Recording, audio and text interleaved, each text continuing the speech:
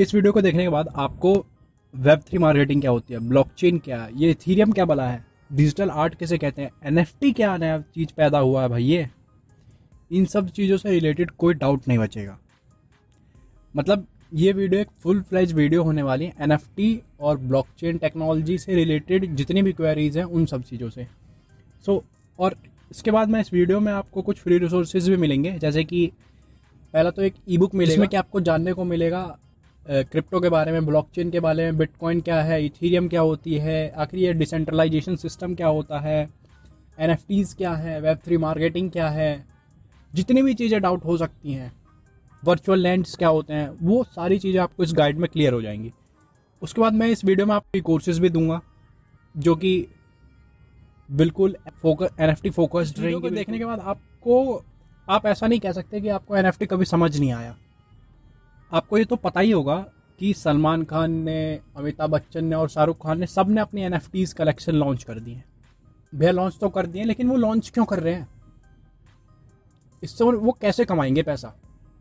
यार कोई एक सिंपल सी आर्ट खरीद के, कोई डिज़ाइन फिजाइन सी है और उसे खरीद के लोग उसे खरीदने, मतलब उसे लाखों लाखों में लोग क्यों खरीदेंगे, है ना? ये डाउट होगा आपके मन में, तो इसके बारे में बात करेंगे। तो उसके बाद है कि हम इससे पैसा, एनएफटी से हम पैसा कैसे कमा सकते हैं। तो पहली बात तो जो इससे इनकम करने की है वो है 10% रॉयल्टी आपको लाइफ टाइम मिलेगी जो भी सेल होंगे। मैं इन सभी चीज़ों को आगे एक्सप्लेन करूंगा। मैं अभी एक बेसिकली ओवरव्यू देना चाहता हूँ कि इस वीडियो में आपको क्या क्या मिलेगा।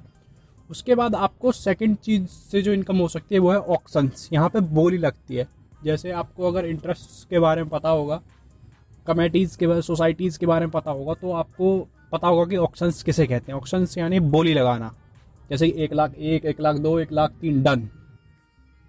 भाई ये वेब2 मार्केटिंग और वेब3 मार्केटिंग क्या भला है?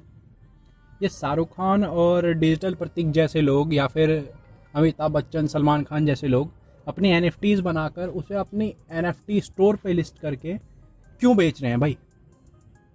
तो वेब2 मार्केटिंग उसे कहते हैं जहाँ पे कि आपका कुछ कंटेंट होता है, वहाँ पे एक ऑडियंस आती है उस कंटेंट पे और वहाँ पे ऐड चलता है।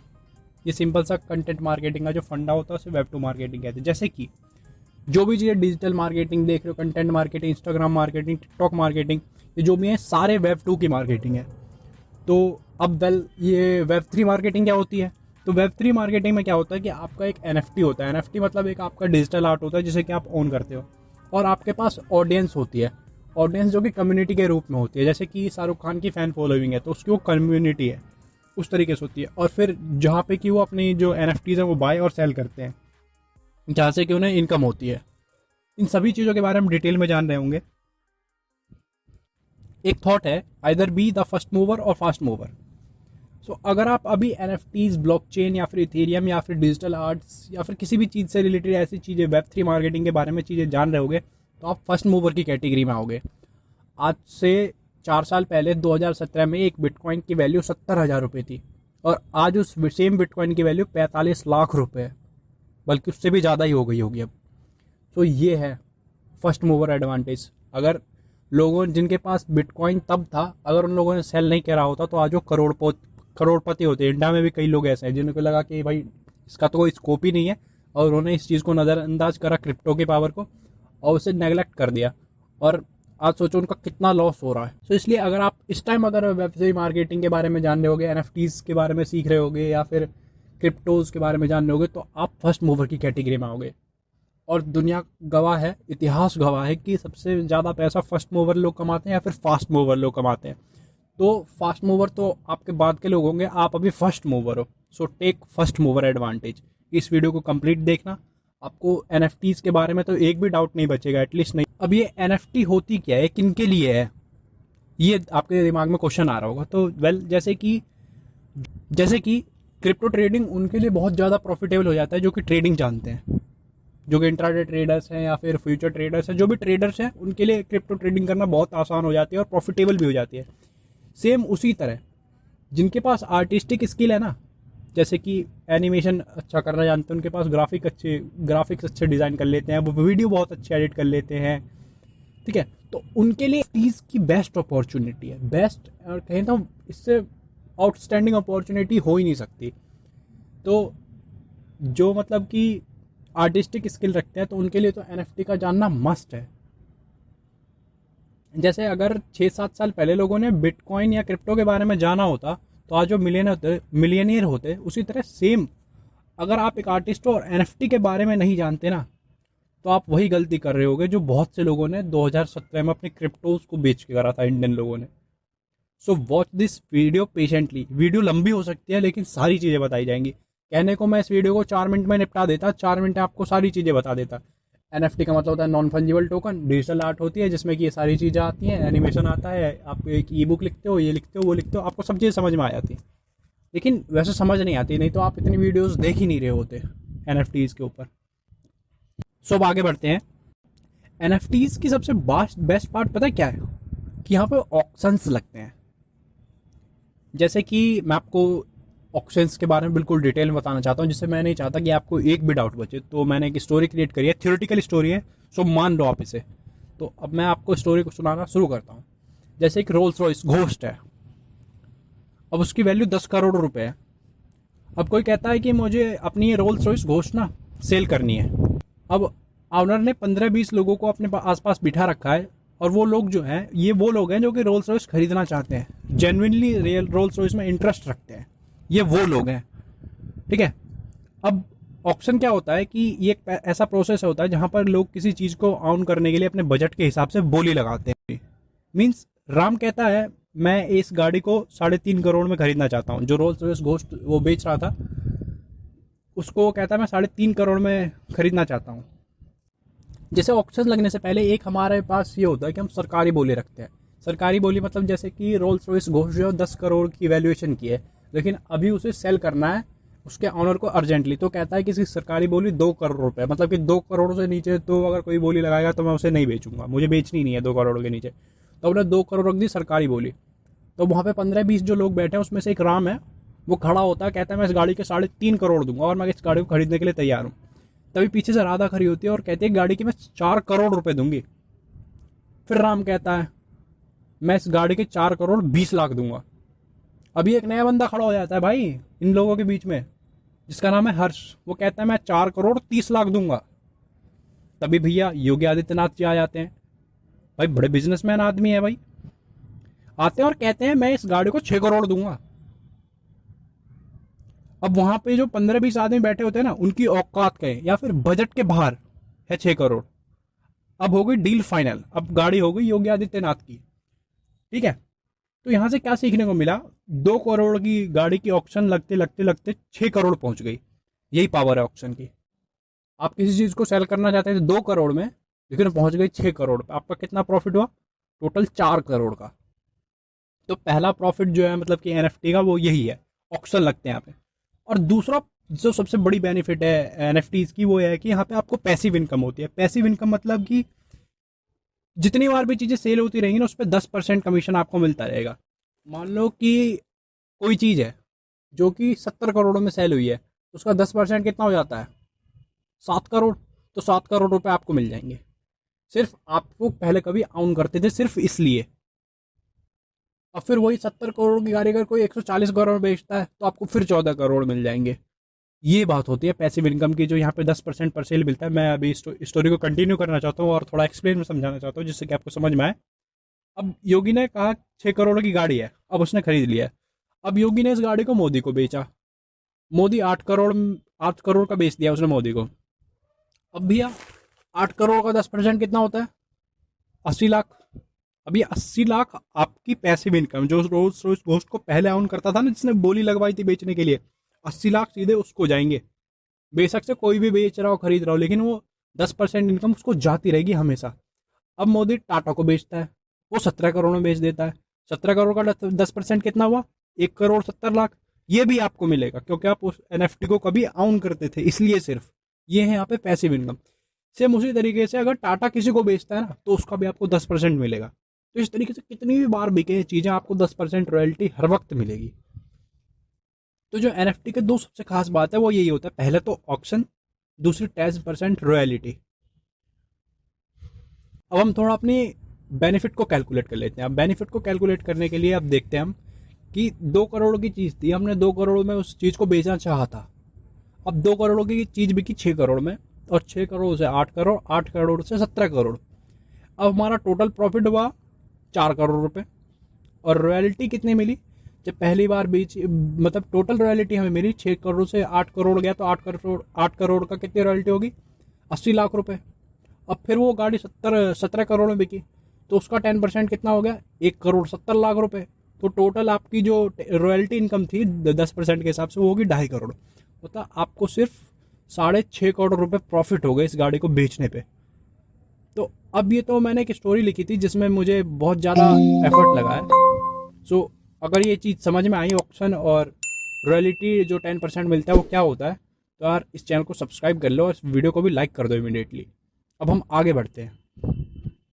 अभी बोर्ड ऐप की जो NFT है वो मिलियंस में सेल हो रही है, मिलियंस में। एक JPG फाइल है ये वाली, ये 59 मिलियन डॉलर की वैल्यू है इसकी, 59 मिलियन डॉलर। अब तुम 59 मिलियन डॉलर की जो इंडिया करेंसी में वैल्यू है 535 करोड़ से ऊपर की वैल्यूएशन। अरे बहुत से लोगों ने बाय और सेल करा होगा, तो हम ये नहीं मान रहे कि 535 करोड़ उसके हैं जो इसका क्रिएटर है, मतलब जो इसका ऑनर है। लेकिन हम एवरेज लेते हैं 500% का 10%, मतलब 535 का 10%, तो हो जाता है 53 करोड़। तो भाई 50 करोड़ की मान लेते हैं इस चीज़ को, भैया उसे 50 करोड़ की प्रॉफिट हुई है जिसने इसको क्रिएट करा था। भाई मेहनत कितनी है उसकी? सिर्फ उसने एक आर्ट क्रिएट करा है और उसे एक ऐसे मार्केट प्लेस पे अपलोड कर दिया जहाँ पे कि लोग आते हैं और NFTs खरीदने के लिए इंटरेस्टेड होते हैं और ख़रीद लेते हैं। और ये मार्केट प्लेस सेम उसी तरीके से जैसे अमेजोन पे फिजिकल प्रोडक्ट्स बिकते हैं ना, उसी तरीके से। जैसे फिजिकल प्रोडक्ट्स में हो गए आपके जूते हो गए, चप्पल हो गए, घर के सामान हो गए, या फिर बुक्स हो गई, कोई भी चीज़, उसे मार्केट प्लेस है अमेजोन। इसके लिए मार्केट प्लेस है। जो डिजिटल आर्ट है उसके लिए बहुत सारे मार्केट प्लेसेस हैं, जिसमें कि उसके लिए मार्केट प्लेस है ओपन सी। ये बिल्कुल फ्री है, यहाँ पे आप भी यूज़ कर सकते हो। मैं यहाँ पे कोई प्रमोशन नहीं कर रहा क्योंकि मेरा चैनल अभी छोटा है, तो मेरे को कोई प्रमोशन देगा भी नहीं। आई होप कि इन फ्यूचर मिलेगा मेरे को। अब तक मैं आपको समझता हूँ कि आपको NFTs के बारे में बहुत सी चीज़ समझ में आई होंगी, जैसे कि ऑक्शंस किसे कहते हैं, 10% की जो रॉयल्टी इनकम मिलती है वो क्या होता है, NFTs से हम कैसे कमा सकते हैं, बेसिकली वो आपको पता लग गया होगा। अब आगे बढ़ते हैं, हम बात करते हैं कि NFTs क्या होती हैं। तो NFTs जो है, पहला है कि डिजिटल आर्ट होता है। एक डिजिटल फॉर्म में कोई भी आर्ट, कोई भी कला, आर्टिस्टिक कला, वो ईबुक हो सकता है या फिर। अब डिजिटल आर्ट में एक डाउट मुझे हमेशा रहा, इसे मैंने बहुत करने की कोशिश की, लेकिन ये पर्सनली मेरे को यूट्यूब पे तो इसका सॉल्यूशन नहीं ही मिला। तो जो एक बड़ी डाउट रहती है कि जो ईबुक होता है उसे हम NFT की तरह कंसीडर कर सकते हैं क्या? तो इसका आंसर है यस। कोई भी डिजिटल चीज़ को जो कि जिसका डिजिटल प्रेजेंस है ना, जो ईबुक हो गया, जिफ फाइल हो गई, एनिमेशन हो गया, इमेज हो गया, वीडियो हो गया, कोई ट्वीट हो गया, कुछ भी जो कि डिजिटली है ना, वो NFT में कन्वर्ट हो सकती है। तो ईबुक भी NFT होती है। अब आगे बढ़ते हैं। NFTs का मतलब होता है नॉन फंजिबल टोकन। अब फंजिबल वो चीज़ें होती हैं जिसको डुप्लीकेट करा जा सकता है, नॉन फंजिबल जिसे डुप्लीकेट नहीं करा जा सकता। जैसे कि एक एग्जांपल लेते हैं घर का। जैसे एक घर में 4 लोग रहते हैं, चारों एक परिवार से हैं, मतलब कि बेटा बेटी माँ बाप ये लोग हैं। अब इन चारों का नाम है राम, सीता, बबीता, श्याम। अब घर की रजिस्ट्री जो है राम के नाम से है क्योंकि राम पापा है। अब लेकिन जब उन चारों में से किसी से भी पूछा जाता है ना कि घर किसका है, तो लोग शान से बताते हैं कि मेरा घर है, मेरा है, मेरा है, मेरा है। तो चारों बताते तो मेरा घर है, लेकिन वो सिर्फ राम का घर है। अगर कब अगर कोई गवर्नमेंट उससे पूछेगी तो श्याम ये नहीं बोल सकता कि ये मेरा घर है, क्योंकि उसे प्रूफ करना पड़ेगा और उसके पास कोई प्रूफ नहीं है कि ये मेरा घर है। ठीक है, तो रजिस्ट्री के वक्त राम का ही नाम आएगा। इसे कहते हैं नॉन फंजिबल टोकन। दूसरा एग्जांपल लेते हैं जूते का। जैसे आदमी है रमेश और महेश, दोनों ने एक जूता खरीदा है, बिल्कुल नया जूता है, एकदम चमचमाता हुआ। दोनों ने एक ही जगह से खरीदा है, दोनों ने एक ही साथ भी खरीदा है, दोनों में कोई डिफेक्ट नहीं है, दोनों सेम चीज़ है।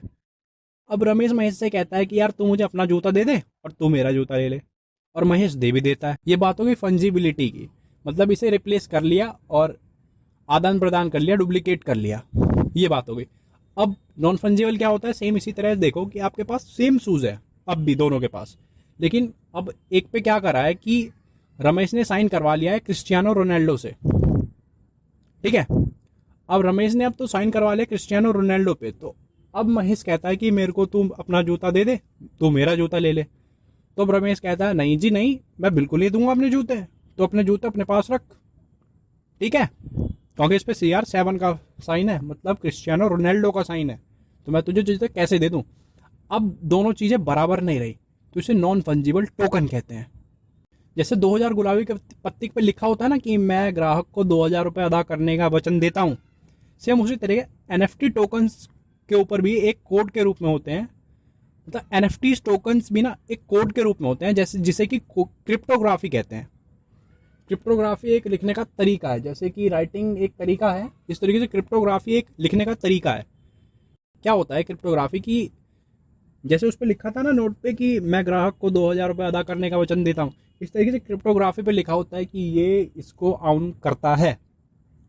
अब जो NFTs की जो फोर्थ बात है वो है कि ये इथीरियम ब्लॉकचेन टेक्नोलॉजी पे वर्क करती है। अब ब्लॉकचेन टेक्नोलॉजी क्या है और इथीरियम क्या है और भैया NFT क्या है ये बता दे। अब वर्क करती है क्या नहीं करती है तो हमारी समझ से बाहर है। अब देखो क्या होता है कि एक ब्लॉकचेन है, अब ब्लॉकचेन का नीचे आता है इथीरियम और इथीरियम के नीचे आता है NFT। तो ब्लॉकचेन तो हो गया भारत सरकार, इथीरियम हो गई RBI और NFT हो गया बैंक। भारत सरकार ऑन करती है RBI, reserve bank of India Bharat सरकार के कहने पे चलती है, और बैंक चलते हैं रिजर्व बैंक ऑफ इंडिया के कहने पे। मतलब ये सारी चीज़ें इंटर रिलेटेड हैं। ठीक है, तो अब आपको समझ में आ गया होगा कि ब्लॉकचेन, इथेरियम और NFTs में क्या रिलेशन है। ठीक है, अब आई होप कि आपको बहुत सी चीज़ें समझ में आ गई होंगी कि ये होते क्या है बेसिकली। अब आपके दिमाग में क्वेश्चन होगा, जो सॉफ्टवेयर गाइड भाई अभी ये बताओ कि अमिताभ बच्चन और शाहरुख खान या फिर सलमान खान जैसे लोग आर्टिस्ट तो है नहीं, ये अपनी NFTs कलेक्शन क्यों ओपन कर रहे हैं? ऐसा होता है कि जैसे आपके लोग या फिर बहुत से लोग जो डिज़ाइनर्स हैं जो फिर एनिमेशन बनाते हैं, उनसे ये लोग सलमान खान, अमिताभ बच्चन जैसे लोग डिजिटल आर्ट खरीद लेंगे उनकी और उसको अपने मार्केट प्लेस पे लिस्ट कर देंगे। अब जो छोटे लोग हैं वो ये तो सोचेंगे कि मतलब कि जिनकी सोच बड़ी नहीं है, अब वो शाहरुख खान अगर उन्हें 1 लाख रुपए देता है, कह रहा है भाई 1 लाख बहुत है हमारे लिए। अब शाहरुख खान उस सेम चीज़ को मार्केट प्लेस पे लिस्ट कर देगा अपने NFT स्टोर पे। अब जो 1 लाख की चीज़ थी वो 10 लाख में बिकेगी और 12 लाख में बिकेगी, क्योंकि सलमान खान की ब्रांड वैल्यू है। ठीक है, तो इसीलिए NFTs कलेक्शन ओपन करते हैं। तो अब जो ये शाहरुख खान या सलमान खान के लिए जो चीज़ें हैं, अब उससे पहले हम समझते हैं कि Web3 मार्केटिंग होती क्या है। और ये लोग अगर इन्हें NFTs अपनी सेल ही करनी है तो सीधे मार्केटिंग करें ना, सीधे मार्केटिंग कर दे कि ये मेरा NFT है, इसे खरीदना है खरीद लो और बिक जाएगा रातों रात। कोई ना कोई तो होगा ही भाई, इतनी फैन फॉलोइंग है इंडिया में, बहुत से लोगों का पैसा खरीद तो लेगा ही कोई। तो अब इससे क्या हमें समझ में आएगा, इससे हमें समझ में आएगा Web3 मार्केटिंग आखिर होती क्या है। तो Web3 मार्केटिंग को समझने के लिए हम एक स्टेप पहले पीछे चलते हैं और बात करते हैं कि Web2 मार्केटिंग क्या होती है। जैसे आपने डिजिटल मार्केटिंग का भी बहुत ज़्यादा क्रेज़ है, कंटेंट मार्केटिंग हो गया, इंस्टाग्राम मार्केटिंग हो गया, फेसबुक मार्केटिंग हो गया, गूगल ऐड हो गया, यूट्यूब ऐड हो गया, फेसबुक ऐड हो गया, कोई भी चीज़ ये Web2 मार्केटिंग के अंदर आती है। सेम उसी तरह Web3 मार्केटिंग होती है जिसे कि डिसेंट्रलाइज्ड मार्केटिंग कहते हैं। अब डिसेंट्रलाइज्ड मतलब जिसे कि बहुत से बड़े लोग जो होते हैं ना, जैसे कि फेसबुक, गूगल जैसी बड़ी कंपनियां कंट्रोल नहीं करती। Content marketing is just like Web3 marketing. जैसे कंटेंट मार्केटिंग में हम क्या करते हैं कि कंटेंट क्रिएट करते हैं, उस कंटेंट को हम ऐसे ऐसे जगह पहुंचाते हैं जहाँ पे कि लोग आए, देखें और उसे इंगेज करें, और इवेंचुअली अगर आप उसमें कोई अपना कोर्स सेल कर रहे हो या फिर अपना कोई प्रोडक्ट सेल कर रहे हो तो लोग उसे आके खरीद लें और यहाँ से आपको पैसा मिल जाएगा। अब सेम उसी तरीके से NFTs में क्या होता है कि NFTs में आपका कोई डिजिटल आर्ट होता है, आपने चाहे उसे खरीदा है चाहे किसी से बनवाया, वो अलग चीज़ है। आपके पास एक अपनी NFT होती है, मतलब डिजिटल आर्ट होता है आपका, जिसे आप ऑन करते हो, और आपकी फ़ैन फॉलोइंग है जो आपके लिए कम्युनिटी की तरह वर्क करती है, और इवेंचुअली उसमें से बहुत से लोग उस चीज़ को खरीद लेंगे।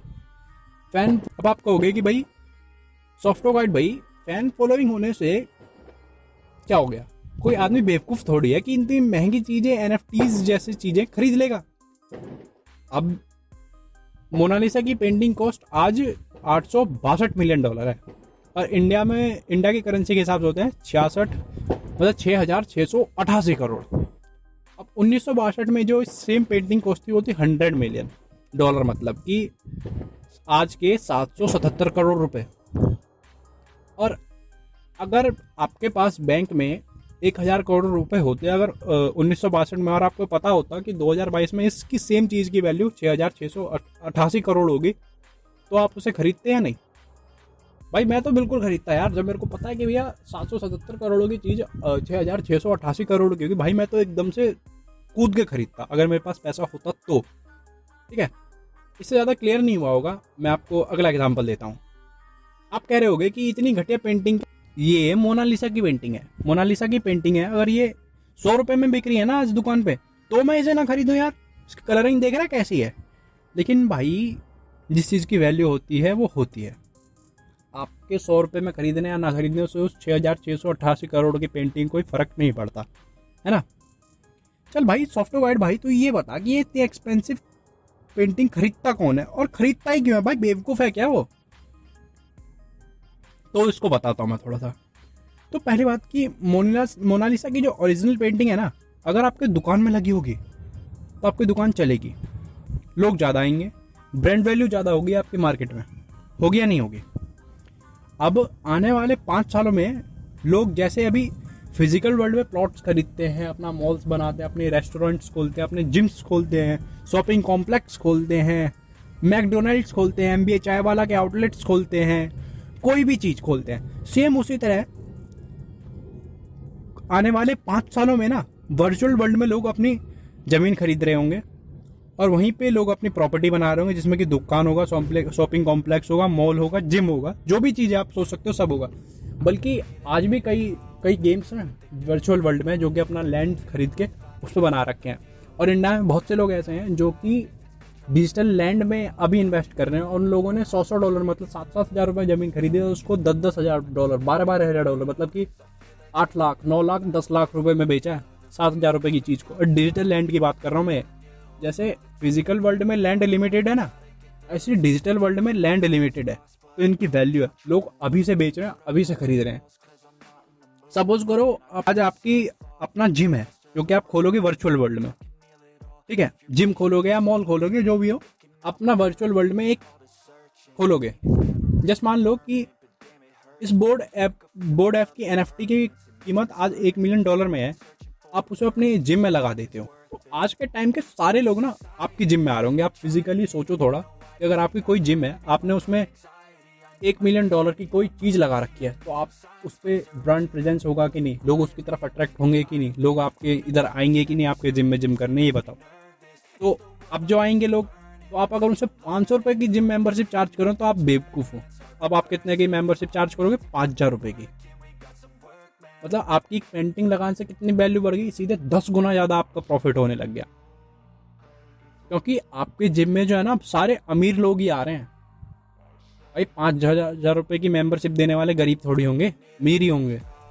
ठीक है, जस्ट उस बोर्ड ऐप की पेंटिंग यूज़ करने से आपके मेंबरशिप 10 गुना ज़्यादा महंगा हो गया है, और सारे अमीर लोग ही आ रहे हैं। अब उन्हें अपने आप कुछ मार्केटिंग कर सकते हो, अपने प्रोडक्ट प्रमोट कर सकते हो, अपने स्टोरेज या जो भी चीज़ें होते हैं आप उन्हें प्रमोट कर सकते हो। तो आई होप अभी तक आपको डिजिटल आर्ट के बारे में समझ में आ गया होगा, Web3 मार्केटिंग बिल्कुल क्लियर हो चुका होगा, क्रिप्टोग्राफी समझ में आ गया होगा, NFT क्लियर हुआ होगा, डिजिटल आर्ट में क्या क्या चीज़ें आती हैं, क्या क्या चीज़ें नहीं आती हैं, ये भी समझ में आया होगा। अभी तक मतलब आपको बहुत सी चीज़ें NFTs के बारे में समझ में आ गई, इथेरियम क्या होता है, डिसेंट्रलाइज्ड सिस्टम क्या होता है, सब चीज़ें आपको अभी तक क्लियर हुई होंगी। अब हम आगे बढ़ते हैं और इसमें फ्री कोर्सेज की बात कर लेते हैं, जो कि मैंने कहा था कि आपको इस वीडियो में 2 फ्री कोर्सेज मिलेंगी। तो एक फ्री कोर्स है जिसमें कि आपको NFTs के बारे में बेसिक से लेकर एडवांस तक सारी चीज़ें बताई गई हैं। आपको कैसे बनाना है, आपको NFT स्टोर कैसे लॉन्च करना है, आपको क्या क्या लीगैलिटीज़ की ज़रूरत होगी, आपको कहाँ कहाँ पे अकाउंट बनाना होगा, सारी चीज़ें इस वीडियो में समझाई गई है। तो मैं इस कोर्स का लिंक डिस्क्रिप्शन में नीचे दे रहा हूँ, तो इस वीडियो को आप देख सकते हो। और इनका सारा कंटेंट, इस भाई का जो सारा कंटेंट है Web3 से रिलेटेड है, तो अगर आप चाहो तो इन्हें फॉलो भी कर सकते हो। सो आई होप कि आपको इस वीडियो में बहुत सी चीज़ें क्लियर हुई होंगी और बहुत कुछ समझ में आया होगा NFT में। तो इसी के साथ इस वीडियो को ख़त्म करते हैं। आपने मुझे इतना समय दिया उसके लिए थैंक यू वेरी मच।